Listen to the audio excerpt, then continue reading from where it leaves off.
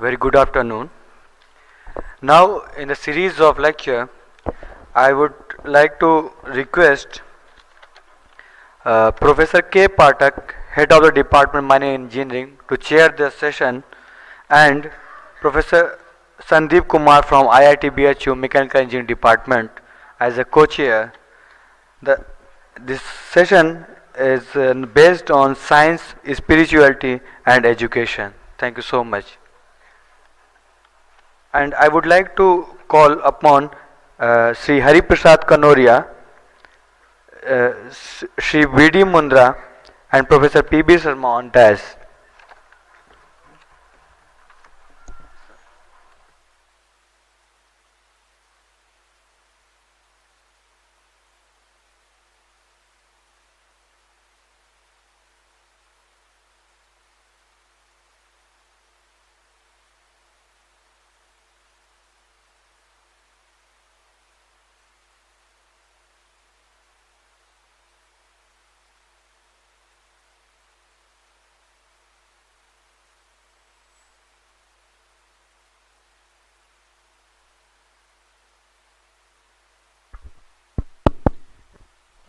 Good afternoon, everybody. We are a little bit late, but I hope we are not late in our quest for our spirituality and science.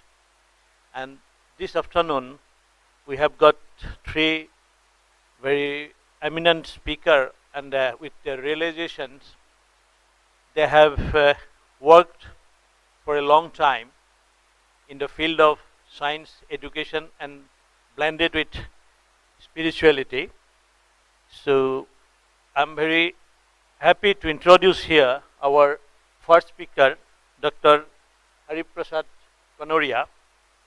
He is a firm believer and devout follower of the teachings of Sri Ramakrishna Paramhansa and Sri Swami Vivekananda, and he has been working as a founder of the Strive Foundations, and this foundation has been doing a lot of social work. He has been a leader in raising the quality of life of hundreds of thousands of people through his leadership and services for the community, particularly for housing, education, then giving other social necessities for the people who need it. And with this vast experience of working with the common people, and also in the quest of this, in search of education and truth, and where this education is nothing but the quest for the science and truth, and where lies the spirituality. So it is my great pleasure to welcome Dr. Kanoria, and now I request Dr. Kanoria to address the gathering. Thank you very much. Good afternoon. Brother and sister, dear students, it is my great pleasure to be among you. The subject given to me is the science as spirituality for success. What is the role of a spirituality for success? We all want success. So how we can take the benefit from the spirituality? So a spirituality encompasses humanity. It is internal law of creation. It is inherent nature. Even human being is infinite. Every human being is infinite, perfect and divine. Soul is immortal. Creation is his manifestation. God was alone. He said, Eko ham bahushyami. I am one, let me become many. I am one alone. From this one, let there be many. This is the teaching of the Upanishad. Every human being is in his image. This is said in the Bible. Endowed with love, virtues, ocean of strength, infinite knowledge and infinite power. He is our father, mother and friend. inner power needs to be awakened and ignited. One has to be listened to own feeble voice of subconsciousness and superconsciousness. The goal of life is to manifest divinity that we are bestowed with by God. Spirituality is the essence of life. It awakens the inner power. It develops body, mind and soul. It ignites the spirit with strength and joy. It ignites the spirit with strength and joy. It infuses the internal law of hard work with joy without the expectation of fruits. In Gita, Lord Krishna has said that you have the right to work, but no claim on the fruits. It gives insight, perception and intuition in complexity of life.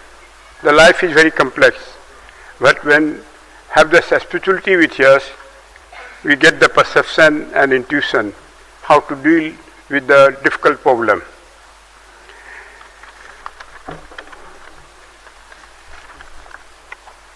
Spiritual thoughts give us strength to stand with poise and renewed strength during the storms of failure and depression. It strengthens one to overcome failure and to climb the ladder of success. Life becomes joyful and free from stress. In spirituality, life is enlightened.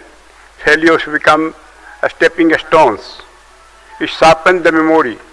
It gives new vitality. It invites faith in self and in all. It disciplines and balances the life. If you break the word spirituality, it is a spirit and utility. That the spirit is quality. It is to recognize that you in the spirit, and I in the spirit are the one same reality. You in a spirit and I in a spirit is the same one reality.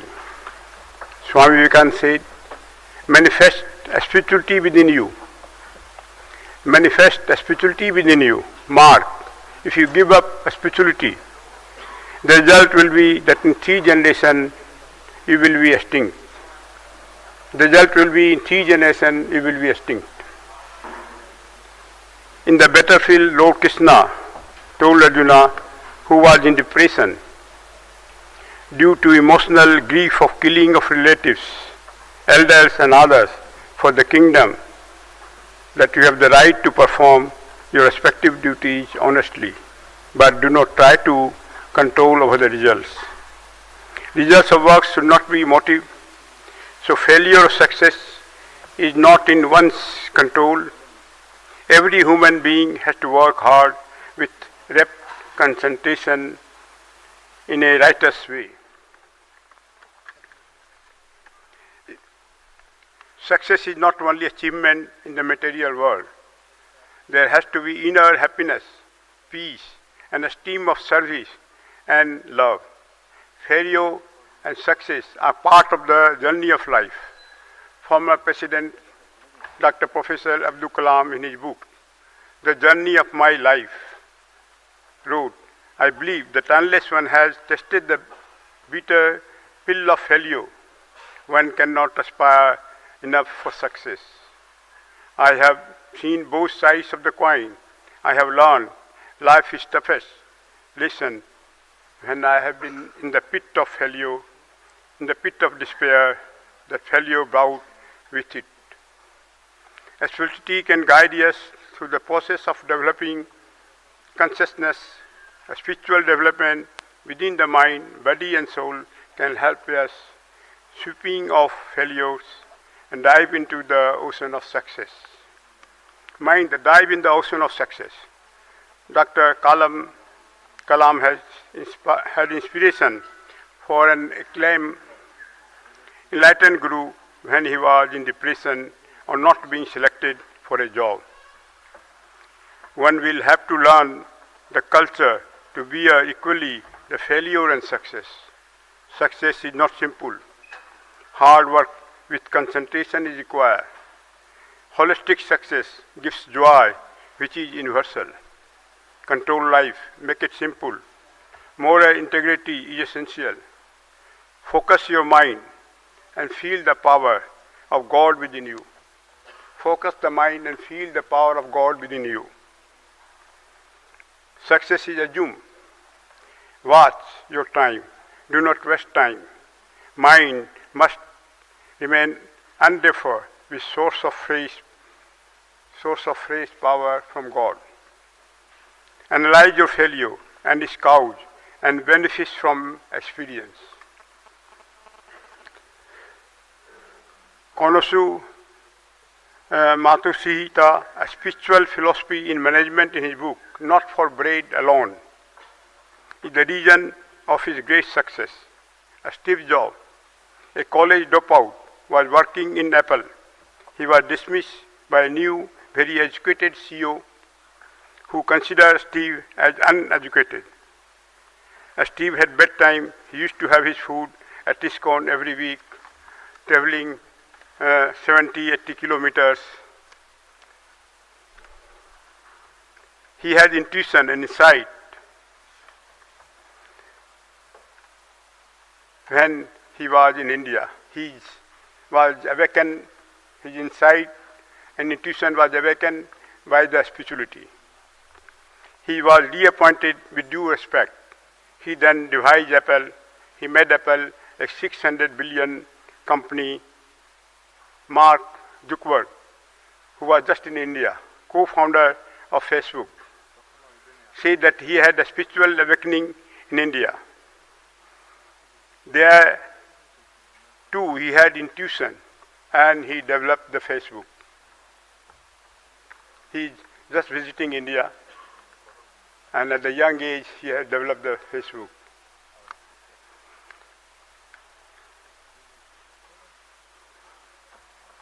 To conclude, let us have tremendous faith in ourselves. In you is infinite power, unbounded wisdom, and indomitable energy. Rouse power in yourself by positive thought and positive prayers. You will have success after success. Have the bow of determination. Have the bow of determination. If you are not determined, you will not have the success. According to the New Testament, whatever things you desire, when you pray sincerely, believe that you have received them and you will have them. Let us affirm that I have divine power. Let us affirm I have divine power. I have infinite knowledge. I am success. I am success. Let us affirm. All the students are here. So all the students, it is very essential. They must affirm. Lord Harmana was not knowing of his inner power. He was reminded that he can fly. Then he crossed the ocean and went to Lanka. So you have the infinite power. So affirm, I am success. I have divine power. I have infinite knowledge. I am success. I am success. May God bless us and give in courage and endurance. Jai Bharat, Jai Vish, success to all, happiness to all. Jai Guru. Thank you. Thank you, Dr. Kanoria. Now, he has very nicely summarized that for the success, how we'll have to get control over the desire, and the way he has expressed that for our this quest for life, how it should go. If any question is there from the audience, you may ask, please. If there is no other question, then I will request our co-chair, Dr. Sandeep Kumar, to introduce our second speaker, Dr. Mundra, and I'll ask your apology because I'll have to leave at 4 o'clock. There is a meeting. I know that I'm going to miss because I would have loved to listen to both the speakers and also take part in the interactions. But I'll request Dr. Kumar kindly conduct the next negotiations. I'll be taking. Thank you.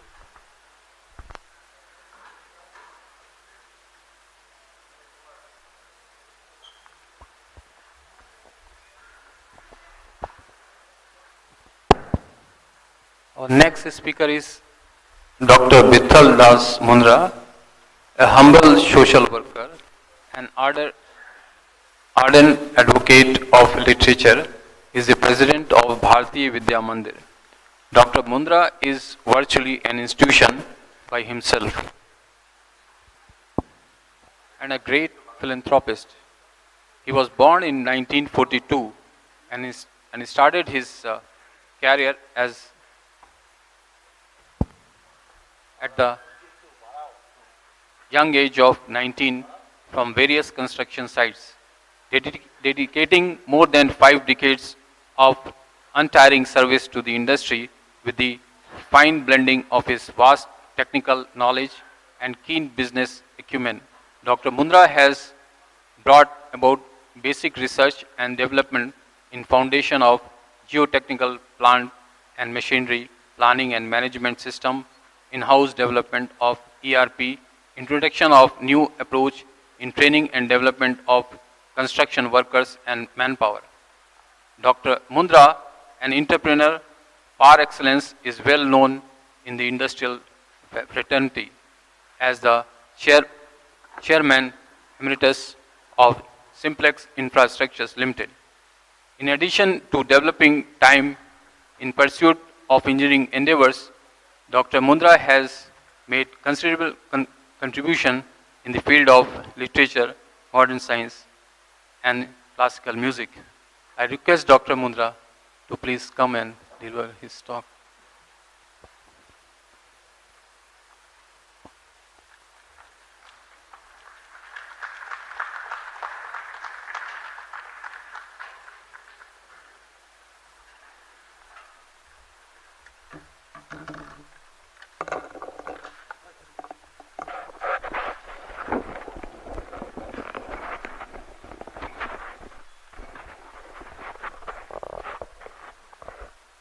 Professor Kumar, Professor Sharma, Dr. Kanoria, and the scholars and august gathering in the audience, and some of my young friends here. Actually, in this august gathering, where such erudite speakers are there, I can't add much on the academic side, or even those who are such knowledgeable people, yogis. I cannot talk much about the insight also. As it is, my language is limited. I have been, as Professor Kumar said, a man of field. I started my life with the workers, doing work with my own hand. And over all these years, from workers and then supervisors and engineers, and moved around the country because my job took me everywhere.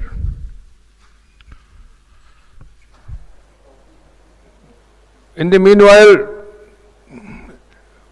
by grace of God and Guru Kripa, I came across some people who guided me, who kindled a taste for literature, and the sanskar which I got from my grandfather, grandmother about our religion, our faith, our way of life, our beliefs. That led me to some inner search sometime. By family tradition, I am Vaishnava. By profession, I am a construction engineer.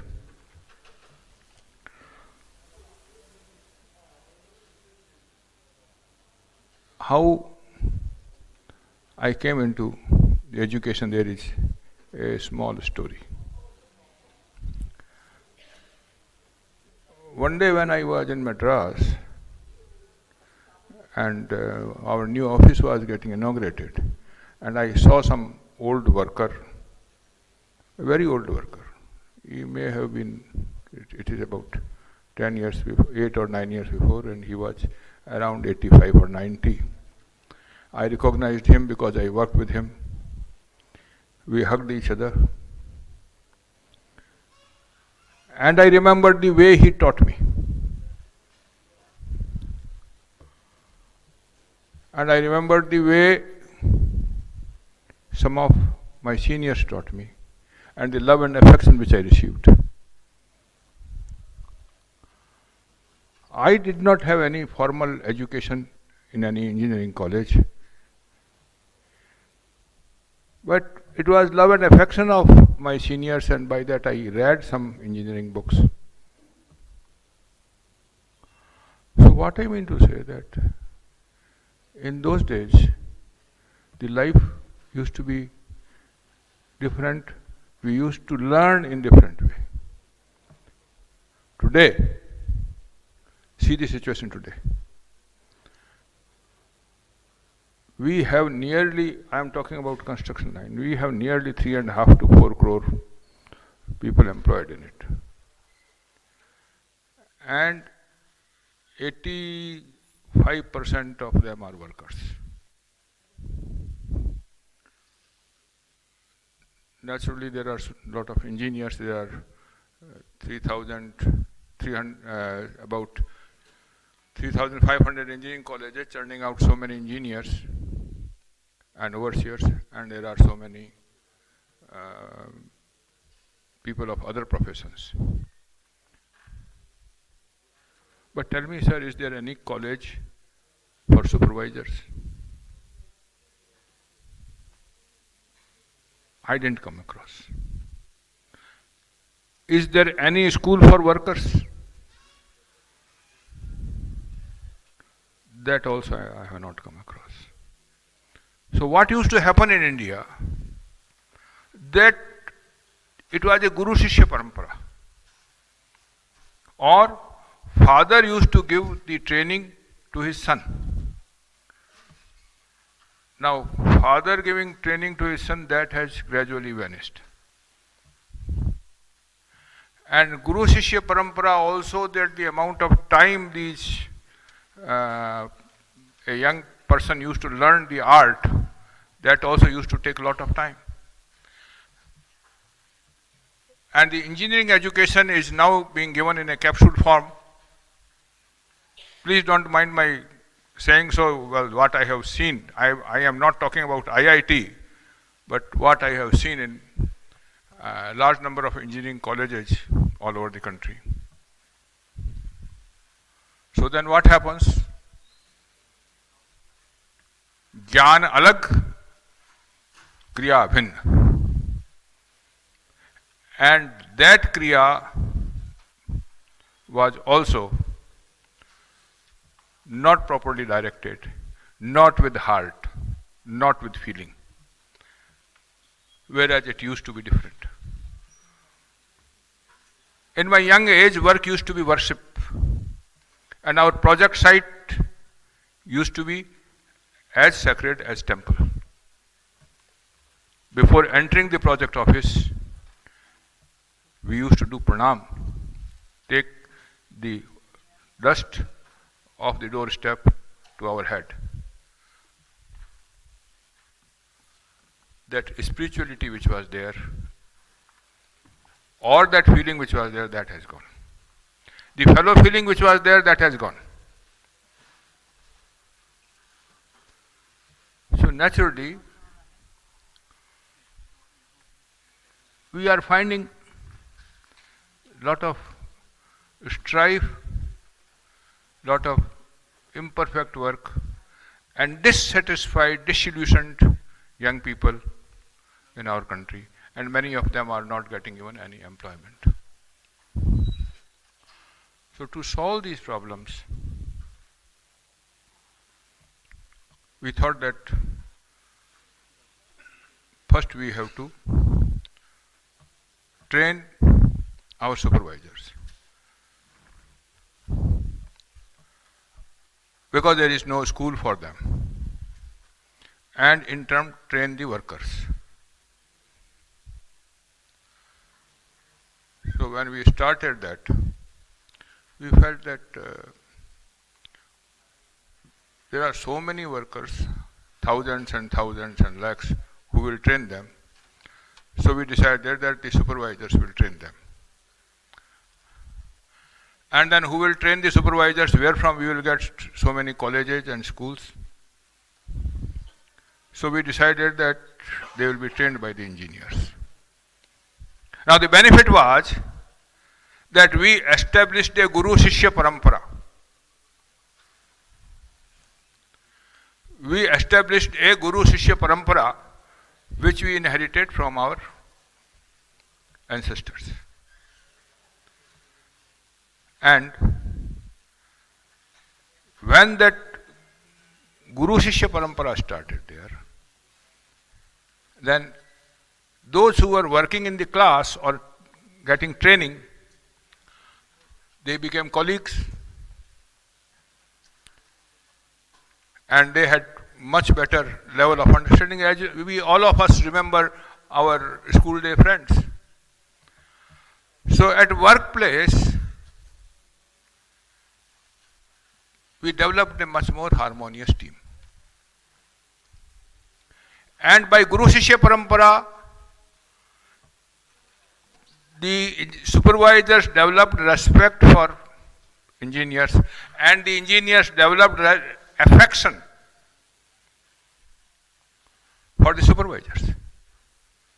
And similarly, that happened with the workers. When supervisors or foremen started training the workers, then they developed affection for each other. We noticed few things more. We found that on construction projects in the evening, the workers have habit of drinking, quarreling, indulging in low-grade activities. Inside the work spot, they were fighting with each other. So we thought that it is better that we give them some education towards the attitude. When I talked to my people in HR, then they said that, sir, we have to give some attitudinal training. Okay. Now, borrowed system of attitudinal training from other countries probably was not going to suit it to our culture. We had to get into their heart. So we thought that this country is having its root in the spirituality, so let us start with spiritual training. And so at the project sites, where our training camps are, we started spiritual training and learning also. We start with morning prayers. Ya kundendu tusara hara dhaula, ya subra vastravrata, ya veena kardanda manditkara, ya shvet padmasana. With this prayer to Ma Saraswati Bhagavati, and then pranam to all elders, But before that, they have done yoga in the morning. All the workers and all the supervisors have done yoga and pranayam. And they all had breakfast. And before the breakfast, they have done prayers too. And after praying to Bhagavati, they touched the feet of elders. And then they worship the tools. And when it was imbibed in them that this is a place of worship, so keep it clean. So we are finding that there is very little litter where they are working. And with spirituality, when we told them that the soul in you and soul in him is one and the same, and that soul is connected.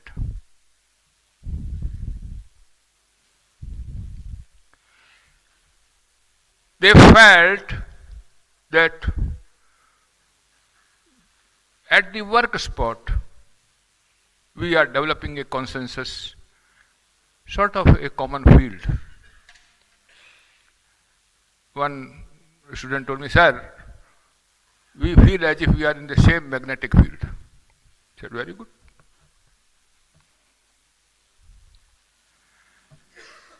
And they felt that we are on the same wavelength. We talk, people having same wavelength. But what this wavelength is, I could not understand what this wavelength is from brain or mind. Well, we have scholars sitting before me, but probably they can answer that what is this brain wave or wavelength. But if it is a wavelength, and if it is same, and if that wave is of same amplitude and frequency, then I am sure the amplitude is going to rise. And if the amplitude goes up, then the performance goes up. The achievement goes up. And this is what we found. Friends, we found that the performance went up by 2 to 3 times.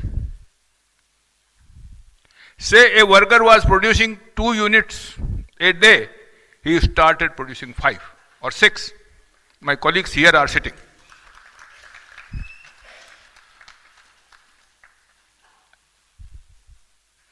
And the engineers who had come from various engineering colleges, we asked them that what you are going to do. First they said, we are engineers. I said, well, go ahead, do the work. And when they found that they could not perform, then they made the old workers as their guru. They forgot what their degree is.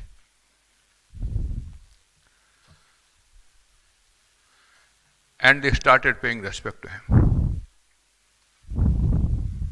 That is Guru Shishya Parampara. And this is what we brought from our scriptures. Now, I do not know what spirituality is. But this is what we experienced. We experience a serenity, a happiness, a pleasure when I go to those boys. And when I go to their huts and share some food with them, I find a happiness on their face. And I think my colleagues sitting here, they will also confirm that the habit of drinking has gone down, and the quarrel which they used to have, that has also gone down. So if we want to take our country forward, we have to bring in a holistic education. That holistic education, I felt, or we felt, that it cannot be given in palaces.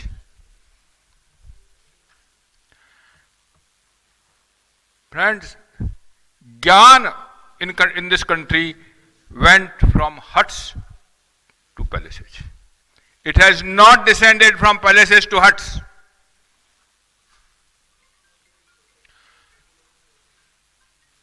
So,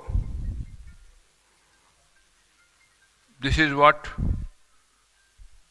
we have been doing, and to do that, we use certain books. I used a book by my father titled Sukhi Jivan or Happy Life, and they read, all of them read that. And after reading that, there were so many quotes from Gita and Bhagavad also in that, they started asking us, sir, can we get commentaries on Gita and commentaries on Bhagavatam?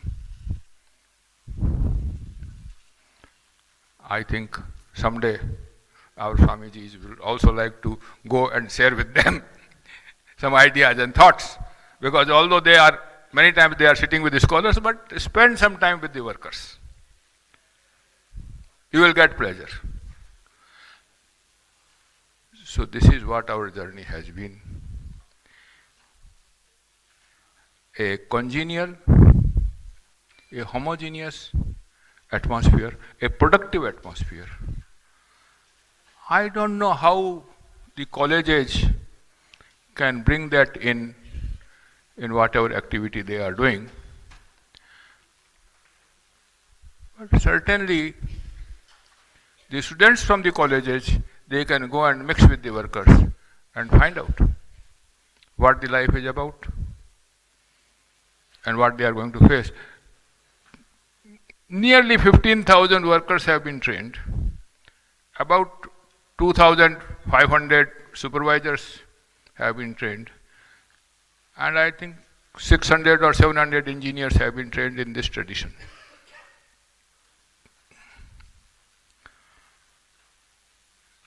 When they go home,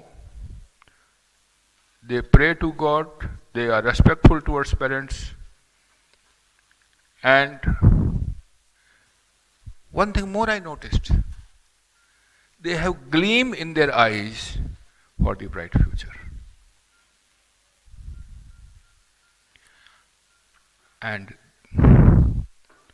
to me, at this age of plus 70, that is the biggest reward.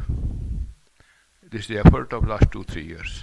This is a new experiment in education or training. We are not calling it education, we are not calling it training, we are calling it development, traveling together, Sangachadhvam, Sambadadhvam. With that spirit, we are passing through the journey of our life. If you have any questions, I am not going to elaborate it more. I think I have talked enough. But several questions which are still playing in my mind, which probably some of the physicists and scholars can answer, that what is this brain wave and resonance in that, and what is this common field or consensus where physics fits into it, or is there a science of consciousness too? If you have, then please let us know, and this is the Institute of Technology, then we want a technology of consciousness for betterment of millions and millions of Indians and people in the world. Please give us. Thank you very much. And I am very thankful to the organizers, Bhaktivedanta Institute and IIT. It is always a pleasure to come and discuss with you and meet all of you and have prasad. Thank you. Thank you, Dr. Mundra, for sharing his experience with the workers. He is doing great job in imparting knowledge to the workers, which is very rare and very, very important. Now invite Dr. P.B. Sharma. He is a well-known figure to us, and we all feel very energetic when we see him. We have attended many of his lectures. So still to the new people, I'll give his very brief introduction.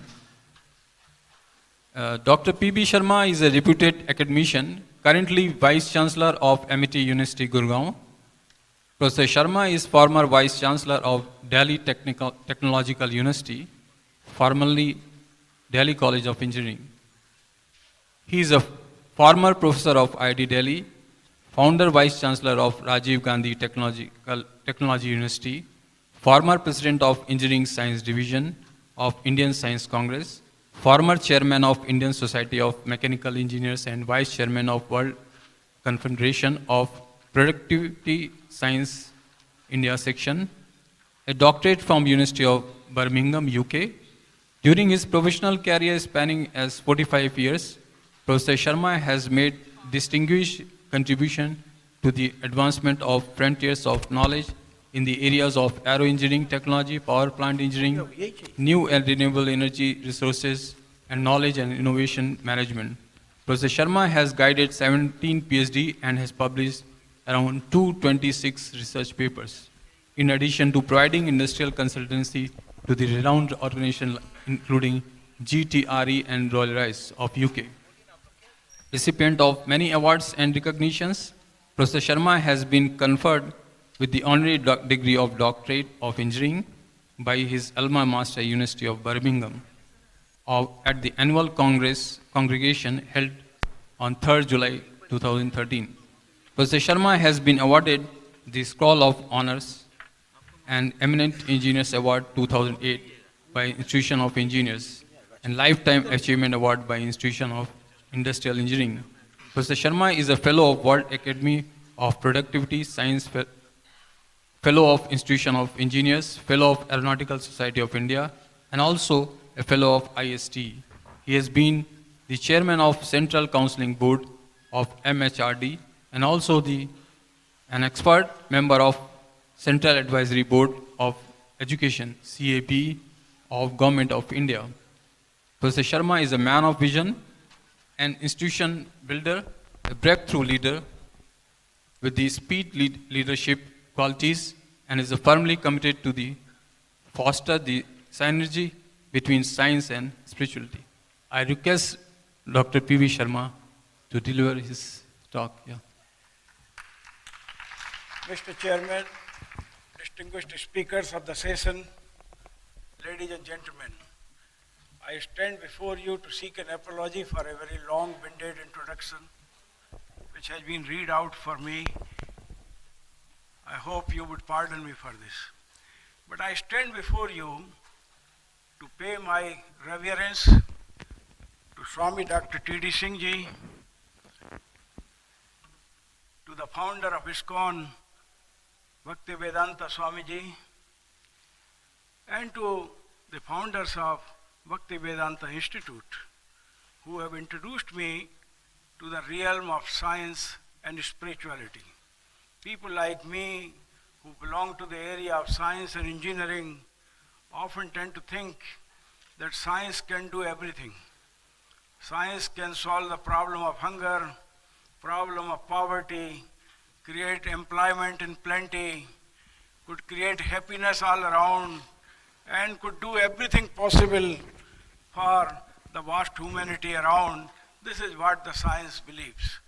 This is the statement I'm quoting of the first Prime Minister of India, Pandit Jawaharlal Nehru, when he put up the resolution before the Science Congress in 1938. But ladies and gentlemen, science alone cannot achieve such a noble goal of eradicating poverty, creating employment in plenty, wiping out hunger from the face of Mother Earth, and connecting human beings to the infinite bliss of happiness of the divinity. This cannot be done by science alone. Had it been so simple, by this time we would have mopped out poverty from the face of Mother Earth, would have created millions and billions of employment for our people as well as people around the world, and would have created a world free of disease, free from misery and suffering. What you require, of course, that the scientists should understand that science is to be pursued with a clear-cut understanding that science is a means to attain the objective, not just the end in itself. And it is here you require an additional dimension, and that dimension is called the dimension of spirituality. My own judgment is that our forefathers, the descendants we are of the Vedic civilization, they understood this right from the beginning, from the dawns of the civilization in this country. And that is why the great rishis and munis, the sages and seers of the Vedic time, they looked like sannyasis, looked like sages and saints with long hair, beautiful face, but they were the scientists par excellence of their time.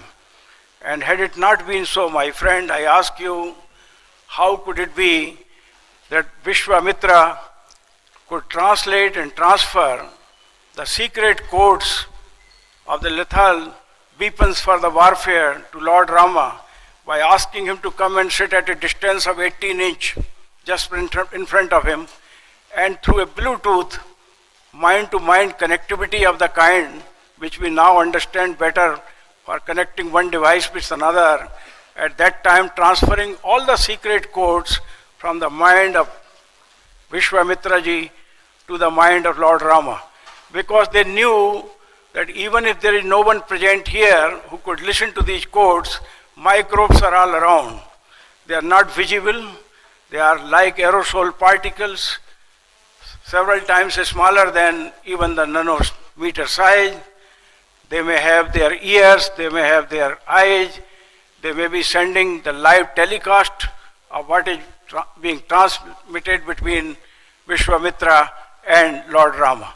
That was the capability of the kind in the seers and sages of that time that made India so great, that the wonder that was India was of course adorned by the people throughout the world.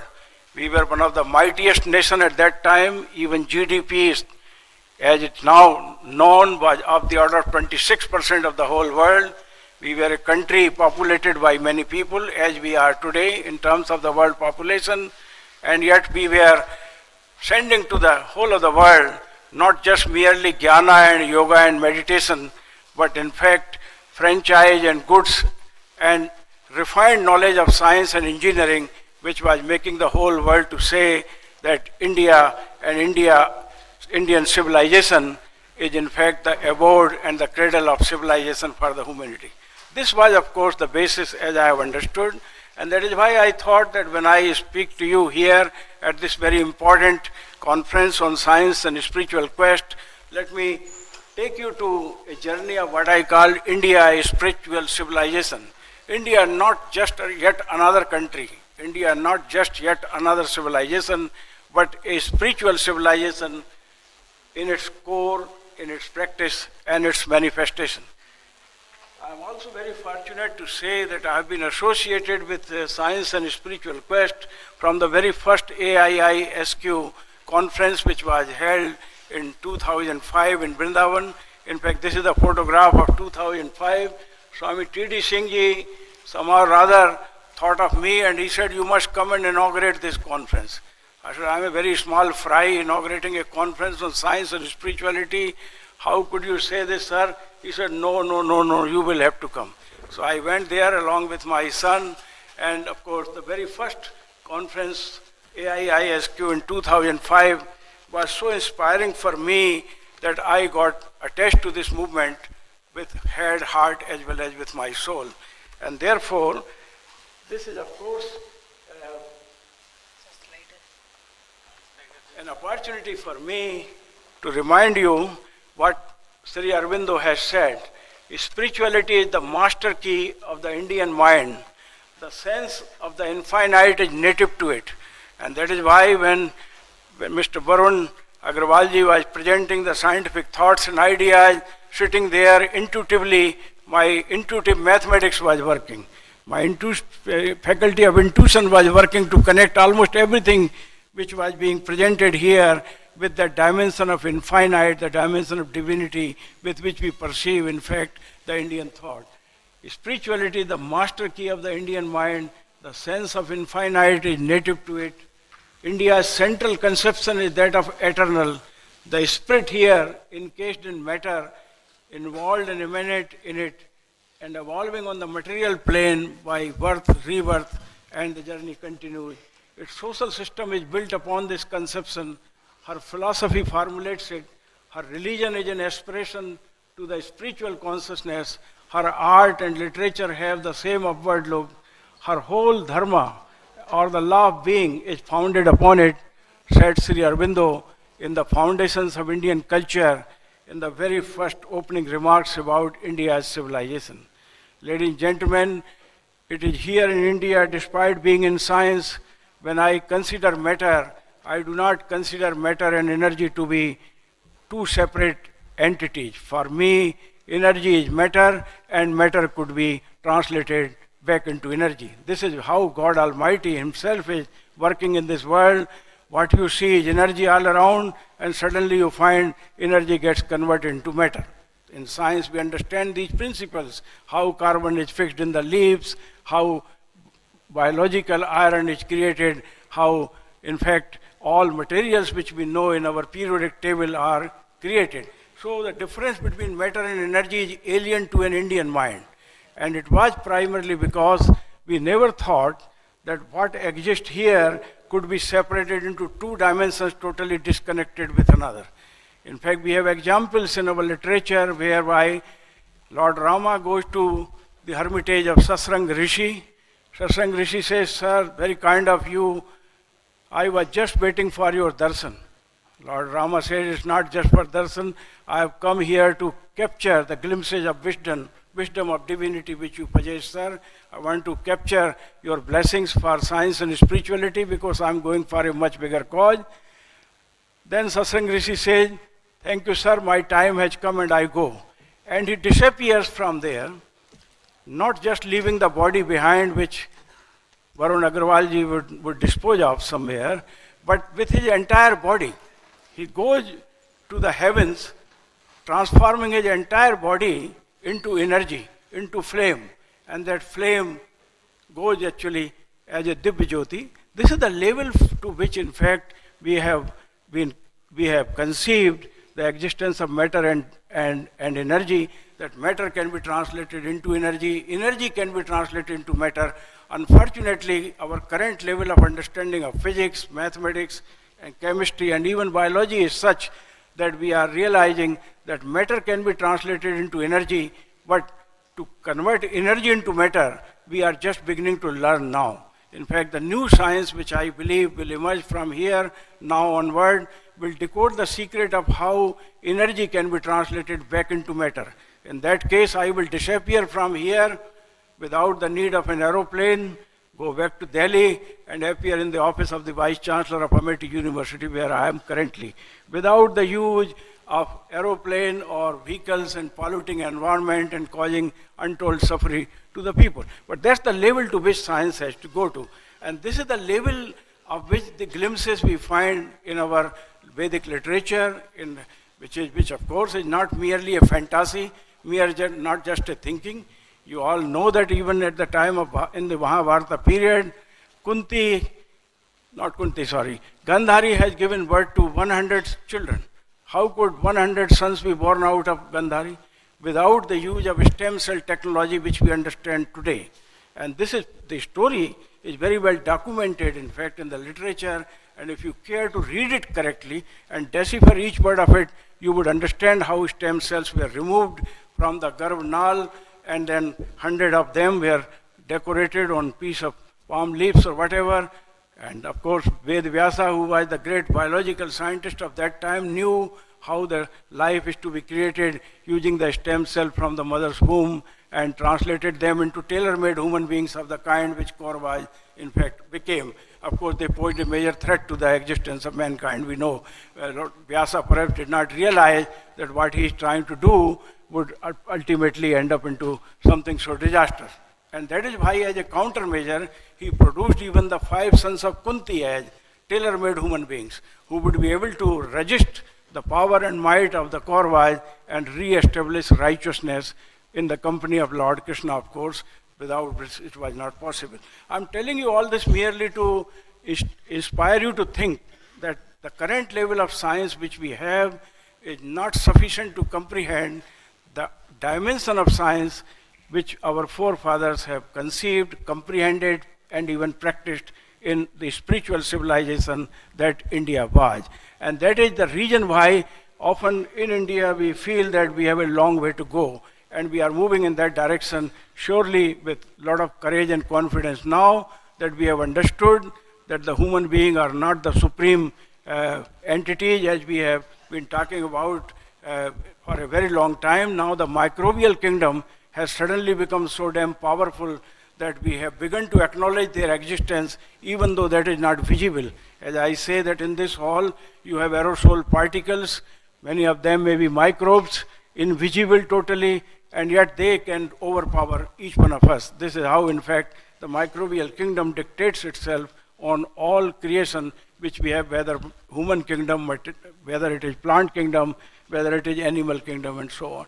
So a new dimension is beginning to emerge, and all sciences, in my view, will work together to create what we call integrative science, and all engineering will work together to create interdisciplinary engineering, and combination of science and engineering together would be able to comprehend that secret of nature through the science of nature and engineering of the kind which is yet to be seen.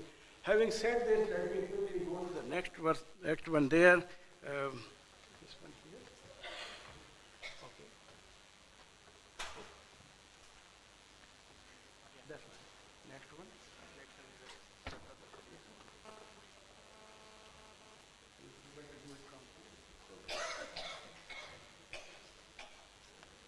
Progress, he admits, but this is spiritual progress, not the externally self-unfolding progress of an always more and more prosperous and efficient material civilization. India's spiritual civilization always paid heavy attention to the spiritual basis of the middle. Which one? Middle one. Okay. In the Bhagavad Gita is the greatest gospel of spiritual work ever given to the race, says Sri Aurobindo. In my opinion, Bhagavad Gita is the spirituality in action. Spirituality in action. That is what Dr. Mundra was trying to say, how spirituality could be relevant in all walks of life, and you could see that spirituality in action in Bhagavad Gita. Spirituality is the core of Indian civilization. The minute you remove spirituality from the core of Indian civilization, it becomes like any other civilization. That's in fact is the master key I thought I must put before you. Vedas, in fact, are the foundation of our spiritual civilization. Let you make no mistake that by spirituality I do not mean that you would practice this and the other person does not practice, he is not spiritual. Spirituality to me is a hotline of connectivity between you and the God Almighty. And this hotline of connectivity could exist even for a plant outside, for an animal, for a creature. Anyone could have hotline of connectivity with God Almighty. Spirituality, in fact, creates that vital connect between the man and divine, and that is how we have perceived spirituality to be.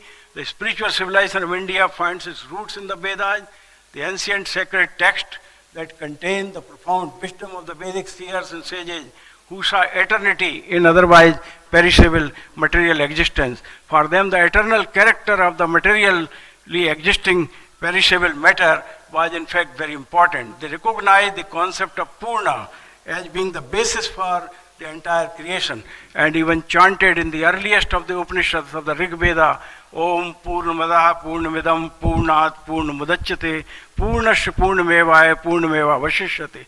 When Mr. Varun Agrawalji was talking of 0 and 1, I wanted to chant this mantra, but I thought I must reserve it when the time comes here.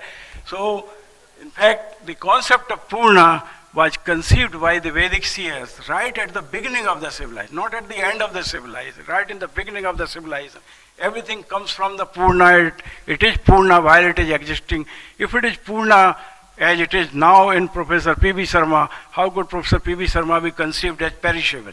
So eternal nature of existence was derived from the fact that it is the Purna which manifests itself into Purna, remains as Purna and goes back to Purna. This is how in fact the concept of eternity was perceived at that time.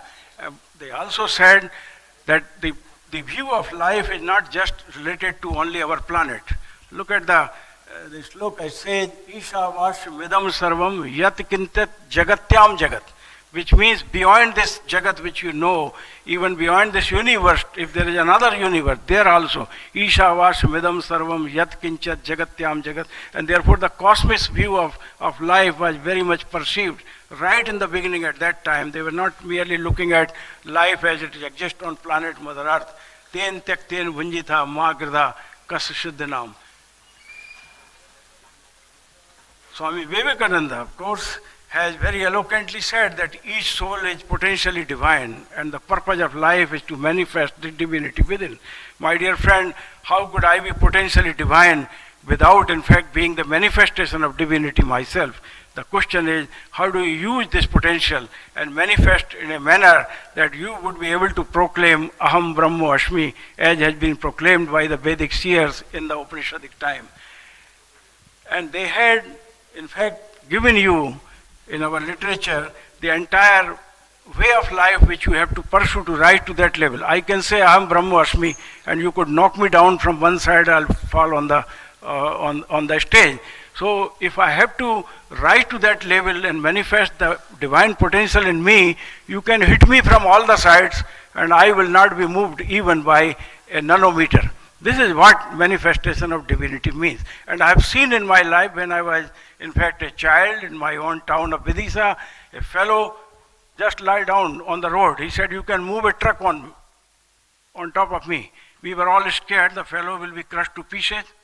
The truck loaded with bricks and everything goes like this, and he comes back and he smiles and says, Hare Krishna, do what you like. So, but to go to that level where you have developed the capabilities by which you are in a position to work as divinity, exhibit that divinity within in a manner that nothing can destroy you, you need to go through several practices of taking your material body to the level of the divine existence. And this is how in fact the entire yoga and meditation and entire pathways of spirituality were sketched out. It requires of course a heavy emphasis on Swadharma. The forces of nature were of course considered very important, and right in the beginning we find that the forces of nature have been identified as the cardinal principles on which the God's power works in this country. This of course gave rise to the Panchatattva of creation, which we later on began to understand much more clearly. Chit, Jal, Pavak, Gagan, Samira, these five vital elements of course find their derivation from the earlier focus on our forces of nature. Atman has been considered to be a great unifying force to discover the vital unity and diversity.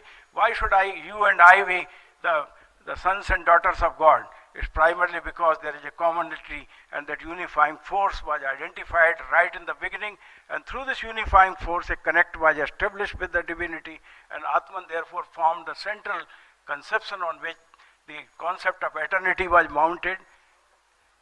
The eternity of the Atman was the basis for the law of karma. Why should I do good for you? Why should I do good for larger collective good of the humanity? It's primarily because of the Atmita, because the commonality of Atma, that I dare not cause harm to anyone else. And it is this in fact which led to the rise of our spiritual civilization to the pinnacles of glory. The entire basis of dharma of course was the Atmiyata. Atmiyata is very, very important, but it requires self-discipline as well as Swadharma to be in fact practiced in all your work philosophy, so that you are in a position to do what they call parahit, nothing else. In fact, this Atma Sanyam, self-discipline, is the most important one. Our current generation of student community, I think, must understand this. We were reminded about this when we were students, and sanskaras were transplanted in us, that Atma Sanyam, self-discipline, should in fact become the basis for your cultivation of education, knowledge, and take that knowledge to the levels of capability so that you are in a position to go. Swadharmo Nidhanam Shrestha Pardharmo Vayavaya does not mean that I am a Hindu and I will negate all other religions. What it really means that Swadharma, Shwa means Shwas. So if I am able to listen to my inner voice and work accordingly, that is Swadharma. This is what the Bhagavad Gita really says. We got emphasis on purity, of course, was part and parcel of the spiritual civilization of India, and that is why tremendous emphasis on purity, purity of mind, purity of thought, purity of actions. Everywhere purity was emphasized, including the purity of the food which you eat and purity of the surrounding and your service to environment and Mother Earth. All that was part of purity. But look at the integration of Jnana and Vijnana in our spiritual civilization. In fact, there are three very important words in our Vedic literature.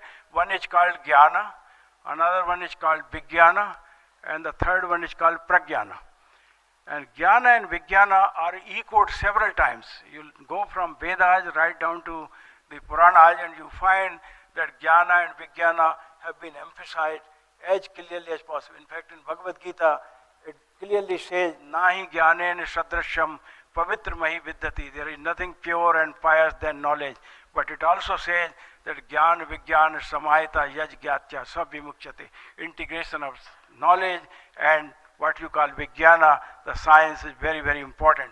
In fact, vijnana, the science, has been given the highest level of recognition in our country in the hierarchy of knowledge for attainment of Brahman. In Tetri Upanishad it says, Vijnanam yagyam tantu, karmani yagyam tantu api. Vijnanam deva sarve, Vijnanam deva sarve.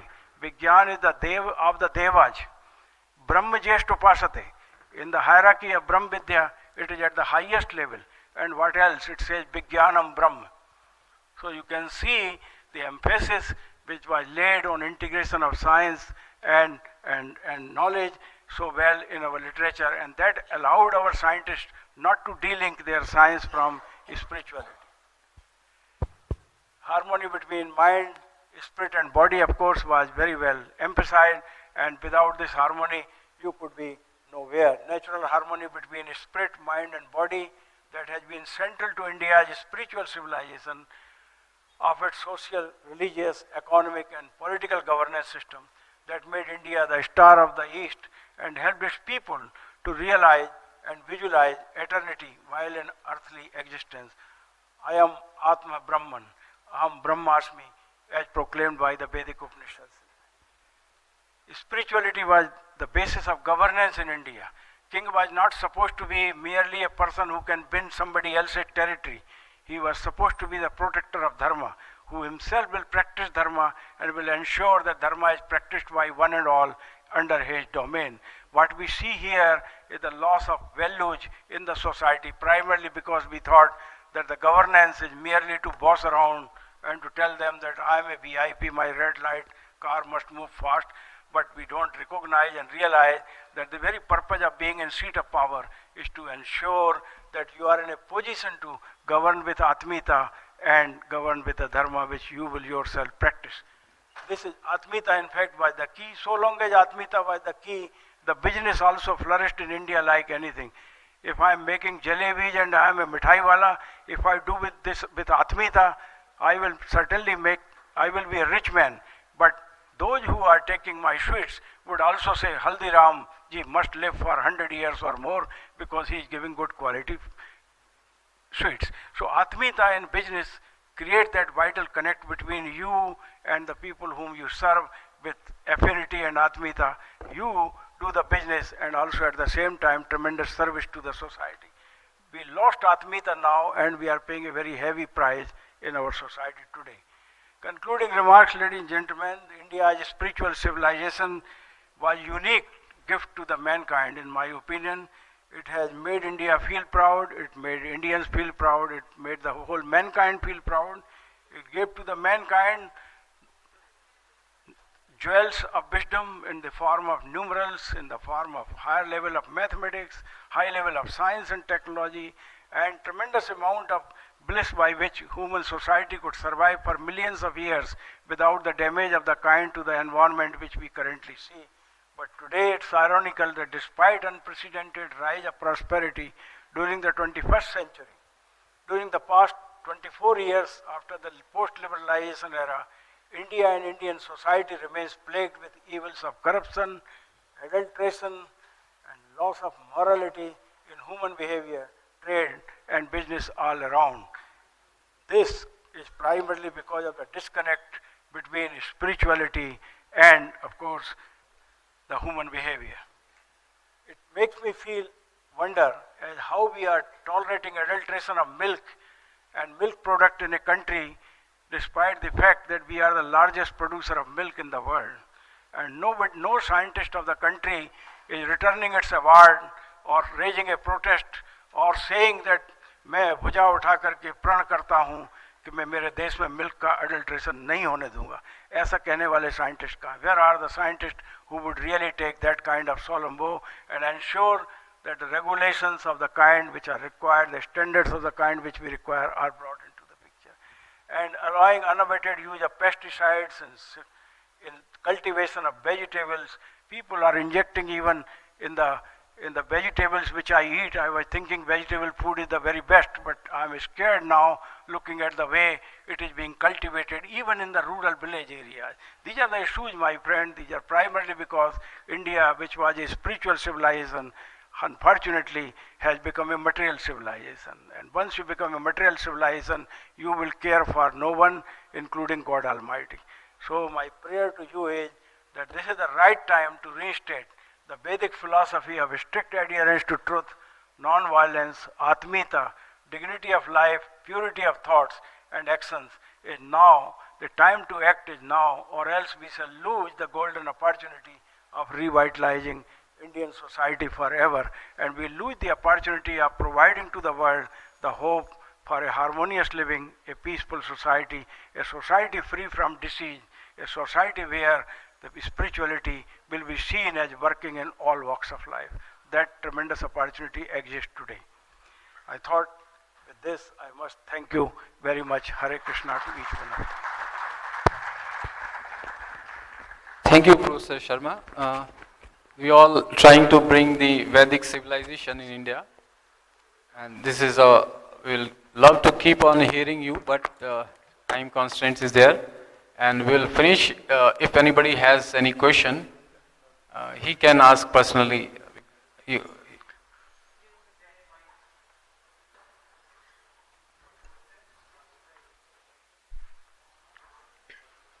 Okay, we can take one question. Yeah, please. If,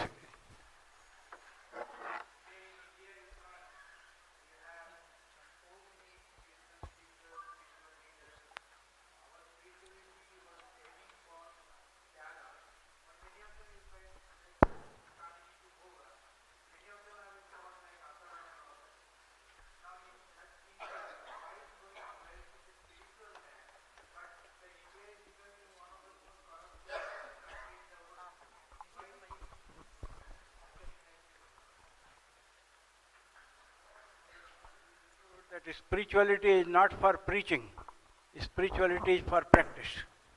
In fact, spirituality is not for preaching. You don't have to preach spirituality. Spirituality is to be practiced, and it has to be practiced by one and all, whether you are a child or you are a vice chancellor or for that reason even the president of the country. Everybody has to practice spirituality. Spirituality is for practice, and it does not require long discussions or presentations. One could practice spirituality in all walks of life, wherever you are. For example, if I am a teacher in the classroom in IIT Kharagpur, I will teach not just because I am an employee of IIT Kharagpur. I'll teach because I possess knowledge which I want to transmit to my students, inspire them to think beyond my own limits of knowledge, and work with them even beyond my classrooms, sacrifice personal time for them, and create that junoon that out of my class there must be a few disciples who would rise to the level where they would say, what a great man of wisdom has been created by the institution. It is this spirituality. If you are a student, you are not there merely to note down what your teachers are teaching you.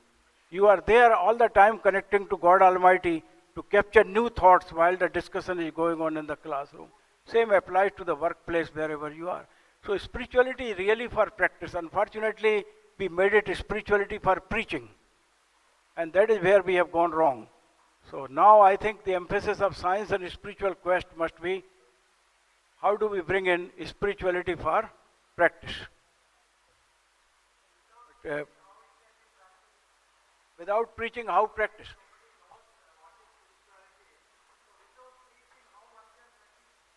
Really speaking, yeah, but by preaching, what I really meant by preaching was that if you simply preach and don't practice, that's no good.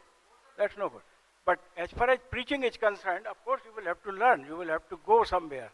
You will have to learn yoga before you start doing it in the right way.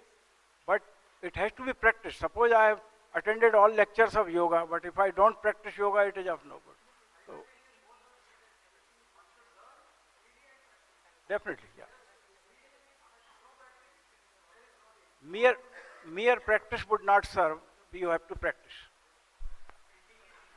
Yeah. Without practice, spirituality has no meaning. If I don't practice, how could I lie down and allow a truck to move on my body and say, I'm still smiling? You have to practice, in fact, spirituality to come to that level of capability before you could give the challenge that I'm Brahmasmi. There is nothing wrong in spirituality. The wrong is in intention. Okay, so we have to see the intention. We should not accuse the spirituality term. Okay, the fundamentals are fundamentals and they are right. The spirituality, we have to understand it's fundamental. The wrong is the intention. Okay, so we will stop here. Okay. Now I'll request Dr. Sandeep Kumar to please present the mementos to the speakers.